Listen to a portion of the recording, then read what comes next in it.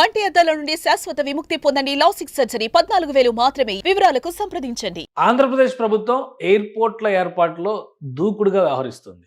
ఇప్పటికే Amaravati international green field ఎయిర్పోర్ట్కి సంబంధించిన ఫీజిబిలిటీ పైన ఫోకస్ పెట్టిందని సమాచారం వచ్చింది. అదే నేపథ్యంలో శ్రీకాకుళం ఎయిర్పోర్ట్కి సంబంధించి కూడా గ్రీన్ ఫీల్డ్ ఎయిర్పోర్ట్ ఏర్పాటు పైన ఏపీ సర్కార్ ఫోకస్ పెట్టింది.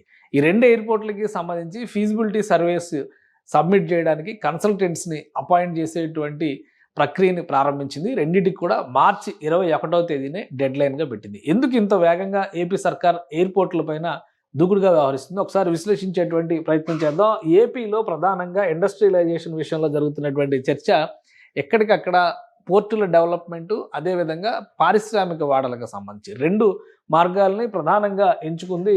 కేంద్ర ప్రభుత్వం ఇచ్చినటువంటి డైరెక్షన్స్ మేరకు ఇక్కడ జరుగుతున్నటువంటి పరిణామాలను దృష్టిలో పెట్టుకొని చూస్తే కనుక పూర్తి స్థాయిలో మనం ఈ ప్రదేశంలో డెవలప్ చేస్తున్నటువంటి ప్రాంతాలు అంటే కోల్కతా చెన్నై హైవేని దృష్టిలో పెట్టుకొని ఇండస్ట్రియల్ కారిడార్ని పెద్ద ఎత్తున ఎంకరేజ్ చేసేటువంటి బాధ్యతని కేంద్ర ప్రభుత్వం తీసుకుంది. అదేవిధంగా కొన్ని పారిశ్రామిక వాడలకు సంబంధించినటువంటి ల్యాండ్ పార్సిల్స్ని పూర్తిగా సెంట్రల్ గవర్నమెంట్ డెవలప్మెంట్ కోసం సెంట్రల్ గవర్నమెంట్ కంట్రోల్కి ఇచ్చేయడానికి కూడా ఏపీ సర్కార్ డిసైడ్ అయింది. ఈ క్రమంలోనే పోర్టులు, ఎయిర్పోర్టుల అభివృద్ధి ఎక్కువగా అవసరం కనిపిస్తుంది. అన్నిటికీ మించి ప్రస్తుతం పౌర విమానయాన శాఖ ఆంధ్రప్రదేశ్కి చెందినటువంటి MP, Telugu Desam party MP Rammohan నాయుడే మంత్రిగా వ్యవహరిస్తుండడం వల్ల అదొక ఇండిపెండెంట్ ఛార్జ్ మినిస్ట్రీ కాబట్టి ఏపీకి కావాల్సినటువంటి అవసరాలను శరవేగంగా పూర్తి చేసుకునేటువంటి ప్రణాళికని ఏపీ ప్రభుత్వం అమలు చేస్తుంది. అందులో భాగంగానే శ్రీకాకుళం ఎయిర్పోర్టుకు సంబంధించి అంటే ఇది భోగాపురం ఇంటర్నేషనల్ ఎయిర్పోర్టు విజయనగరం జిల్లా పరిధిలోకి వచ్చేటువంటి ప్రాంతం. విశాఖ ఇంటర్నేషనల్ ఎయిర్పోర్ట్కి ఆల్టర్నేటివ్గా డెవలప్ చేస్తున్నటువంటి పరిస్థితి. అయితే అవతల వైపు నుంచి చూసినప్పుడు శ్రీకాకుళం జిల్లా పరిధిలో ఎలాంటి ఎయిర్పోర్ట్లు లేవు కాబట్టి అది కూడా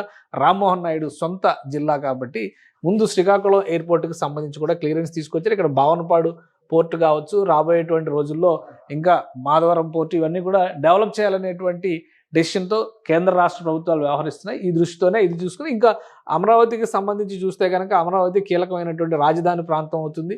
రాజధాని ప్రాంతంలో ఇంటర్నేషనల్ ఎయిర్పోర్ట్ ఉండడం అనేది అత్యవసరం అనేటువంటి భావనతో ఆంధ్రప్రదేశ్ ప్రభుత్వం వ్యవహరిస్తుంది. ఈ క్రమంలోనే ఈ రెండింటిని కూడా ముందుకు తీసుకెళ్లేటువంటి ప్రతిపాదనలు చేస్తుంది. అమరావతి ఎయిర్పోర్టుకు సంబంధించి ఆల్రెడీ ఫీజిబిలిటీ సర్వే పైన టెక్నో ఎకనామిక్ ఫీజిబిలిటీ సర్వే అనేటువంటి దానిపైన నోటిఫికేషన్ రిలీజ్ చేసింది.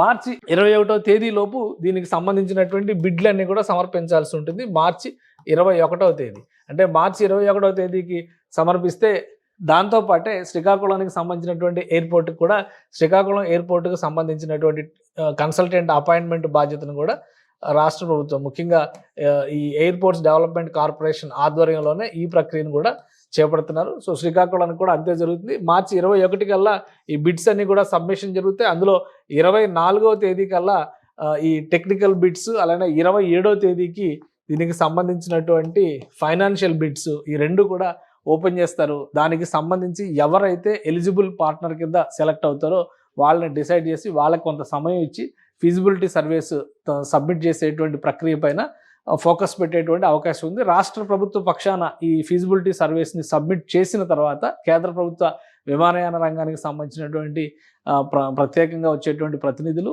అలానే ఎయిర్పోర్ట్స్ అథారిటీ ఆఫ్ ఇండియా నుంచి వచ్చేటువంటి టెక్నికల్ అంశాలపైన అధ్యయనం చేసేటువంటి ప్రతినిధులు వీళ్ళ పర్యవేక్షణ తర్వాత లొకేషన్స్ పరంగా ఎక్కడ ఈ ఎయిర్పోర్ట్లు పెట్టాలి, ఏ స్థాయిలో పెట్టాలి. ఎందుకంటే శ్రీకాకుళంలో పెట్టబోయేటువంటి ఎయిర్పోర్ట్ గురించి ఆలోచిస్తే 600 నుంచి 800 ఎకరాల లోపు చిన్న ఎయిర్పోర్ట్ లోకల్ అంటే రీజనల్ కనెక్టివిటీ స్కీమ్ కింద కేంద్ర ప్రభుత్వం తీసుకొచ్చినటువంటి ఎయిర్పోర్ట్స్లో భాగంగా జరిగేటువంటి నిర్మాణం కాబట్టి తక్కువ స్థలం అయినా కానీ సరిపోతుంది. కానీ అమరావతికి సంబంధించి ఒక ఇంటర్నేషనల్ ఎయిర్పోర్ట్ తరహాలో ప్రణాళికల్ని ఏపీ సర్కార్ సిద్ధం చేసేటువంటి ప్రయత్నాలు చేస్తుంది.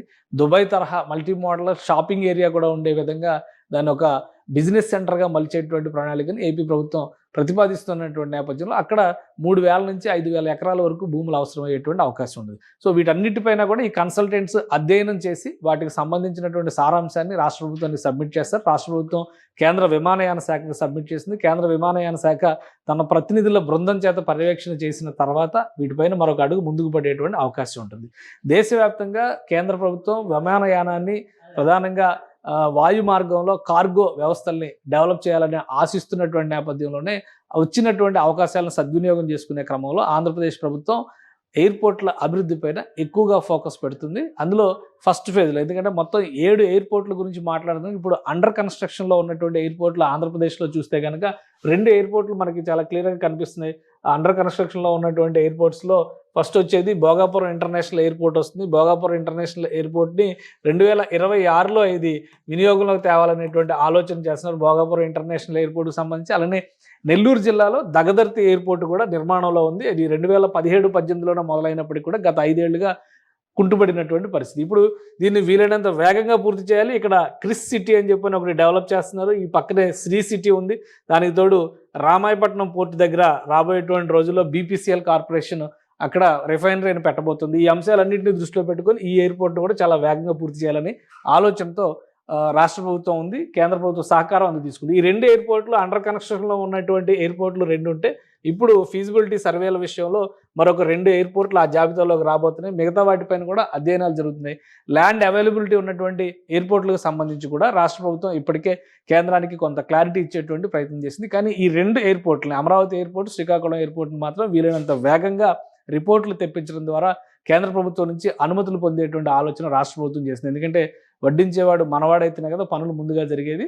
ప్రస్తుతం విమానయాన శాఖ ఏపీకి చెందినటువంటి నాయకుడి చేతిలో ఉంది కాబట్టి ముందు ప్రాసెస్ ప్రకారం తీసుకోవాల్సినటువంటి పర్మిషన్స్ అన్నింటినీ కూడా శరవేగంగా పూర్తి చేయాలని ఏపీ ప్రభుత్వం సంకల్పంతో ఉన్నట్టుగా కనిపిస్తుంది. సుమన్ టీవీలో మీ పర్సనల్ అండ్ బిజినెస్ ప్రమోషన్స్ కోసం కింది నెంబర్కి కాంటాక్ట్ చేయండి.